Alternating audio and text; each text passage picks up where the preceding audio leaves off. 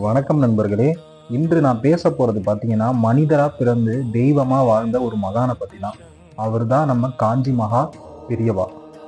1894ஆம் ஆண்டு விழுப்புரம் அருகே பிறந்த ஒரு சிறுவன் பின்னாளில் காஞ்சி காமகோடி பீடத்தின் 68வது சங்கராச்சாரியராக ஆனார். அந்த சிறுவன்தான் வாழும் ஒவ்வொரு நிமிஷத்தையும் தர்மத்திற்கும் தெய்வத்திற்கும் அர்ப்பணித்தார். அவர்தான் காஞ்சி மகா பெரியவா.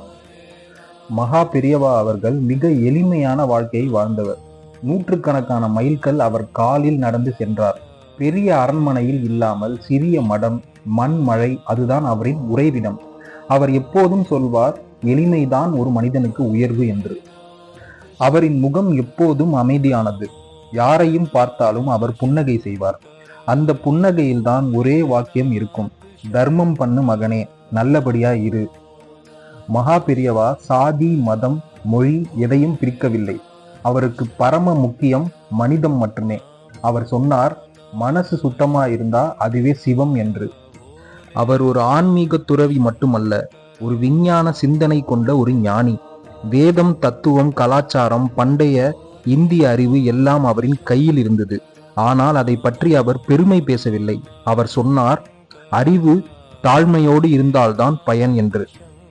பெரியவா வாழ்ந்த காலத்தில் அரசியல்வாதிகள், விஞ்ஞானிகள், சாதாரண மக்கள் எல்லாரும் அவரிடம் ஆசீர்வாதம் வாங்கினார்கள். அவரை பார்த்தவுடன் மனம் அமைதியாக மாறிவிடும்.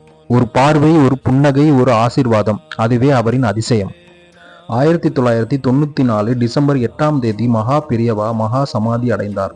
ஆனால் அவர் மறைந்து விட்டார் என்று சொல்ல முடியாது. ஏனென்றால் அவர் இன்று வரை நம்முள் இருக்கிறார். அவரின் ஆசீர்வாதம், அவரது கருணை, அவரது வார்த்தைகள், இவை எல்லாம் இன்னும் நம் வாழ்வை வழிநடத்தி கொண்டிருக்கின்றன. நாம் அனைவரும் அவர் சொல்லியதை நினைவில் வைத்துக் கொள்ளலாம். நல்லது நினைச்சு நல்லது பண்ணு, அதுவே பெரியவாவுக்கு நம்மால் செய்யக்கூடிய சிறந்த நன்றி. இந்த வீடியோ பிடிச்சிருந்ததுன்னா லைக் பண்ணுங்கள், மறக்காமல் என்னோட சேனலை சப்ஸ்கிரைப் பண்ணுங்கள். அப்போ தான் நான் போடுற வீடியோஸ் உங்களுக்கு வரும்.